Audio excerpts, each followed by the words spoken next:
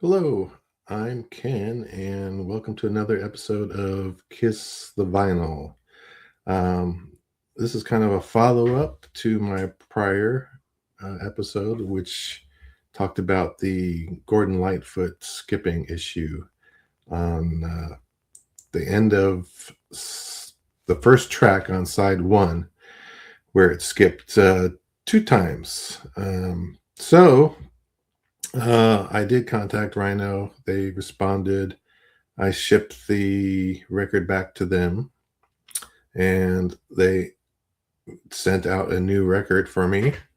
And I received it, and I played it, and everything sounded great. The record sounds really, really good.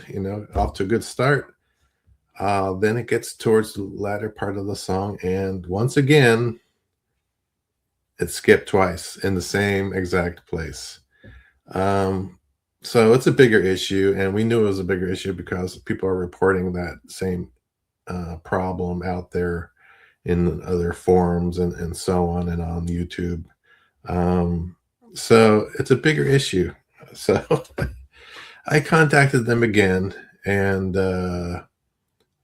so far no response. They acknowledged my receipt of it, and they're going to figure out what they're going to do. I told them they need to contact their management and spread the word to their customer service that, don't replace it with another bad record, that sort of stuff. So they are supposed to be repressing at least copies with a new cut side A on it. So, hey, we'll see what happens. I'll keep you updated once we get the next one go around, and hopefully there's no skip. All right, so that's the update on that. Hopefully there's no more Rhino Reserves that are in that kind of condition as far as other artists. I haven't had issue with a couple of other Rhino Reserves I have, and they're perfectly fine. So I think it was just a one-off issue. Unfortunately, it made it through past the test pressing, and probably another process I'm guessing they would do. Someone's got to listen to this. Maybe they weren't paying attention very well. Or there's this other issue about the needle that is used. Most of the general needles, I think, will skip on it. There was one person I saw in the Hoffman forum that said it skipped on one stylus and then another stylus, and then it didn't skip on another one, which I think hardly anyone can, uses out there in the public, and probably, I'm going to guess, probably can't afford. So it should work on using any stylus. So just let's leave it at that. It should work on anything. It shouldn't skip out at all, whatever you're using. Okay. The other thing is real quick. I did order the new Sheryl Crow, her second album, which is a self-titled Sheryl Crow, which came out in 1996. And I thought I'd show that real quick. And it's from Universal Vinylphyle. Their high fidelity series, kind of like what's the other one? Rhino High Fidelity. They have a high fidelity. Everyone's starting to do this kind of stuff, and I think it's a good idea. So here we go. There it is, from 1996, self-titled album. Comes with this Obi. This is the original. I might replace this. This is the original plastic.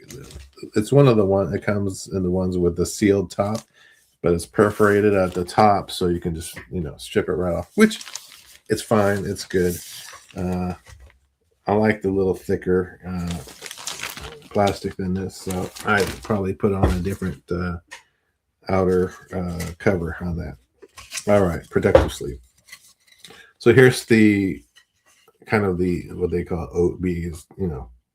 Japanese did this on their records, and it's kind of what they're doing now. So it's Sheryl Crow's album, ADA, cut by Jeff Powell at Take Out Vinyl Memphis, from an all new remaster, excuse me. 180 gram heavyweight vinyl, pressed at RTI, which is great pressing plant. Has the 4-panel insert featuring new liner notes and so on. Tip-on wrapped gatefold jacket printed on clay coated board. Now, I'd never heard of clay coated board. I'm guessing that makes it a little bit even more sturdier. It is thick cover and it's nice. So anyway, limited edition in poly sleeves. So here's how it looks. It's a gatefold 2 LP because back then they recorded more songs than the prior standard, which was usually about 10 to 12 songs for a record that would come out on vinyl. But since this was 1996, 30 years ago, the CD era,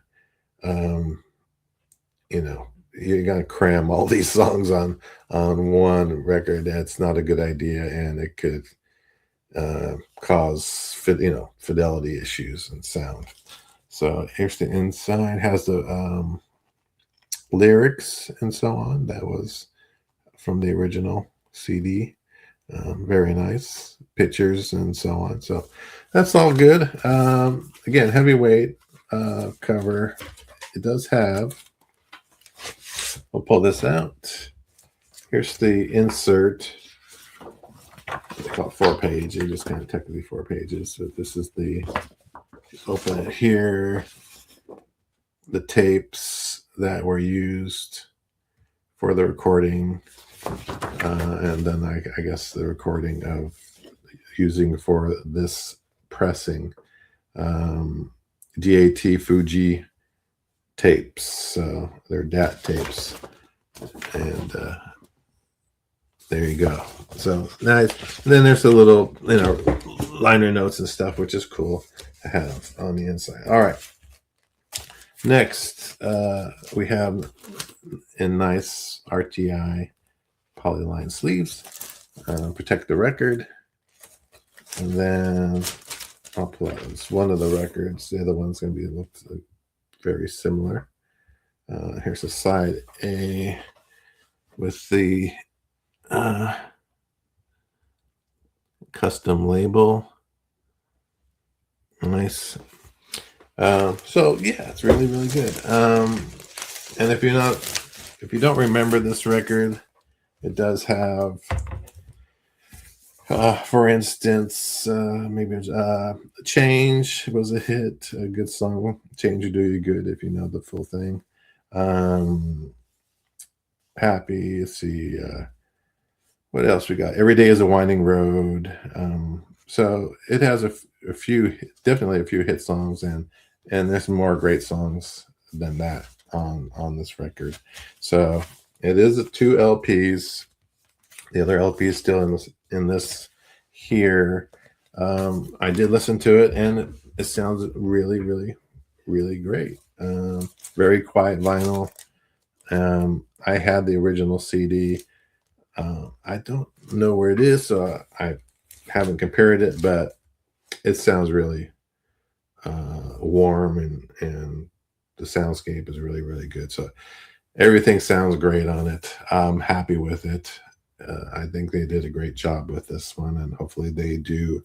I'm hoping they do Come On, Come On, which is another of her albums, which I love, and that has not seen a vinyl pressing yet either. So I'm glad they are getting around to starting to do more of these records that deserve a first vinyl release, and so on. So anyway, that wraps it up, and we'll see what happens come the next episode that I do. I don't know if it's going to be a longer one with Mark, or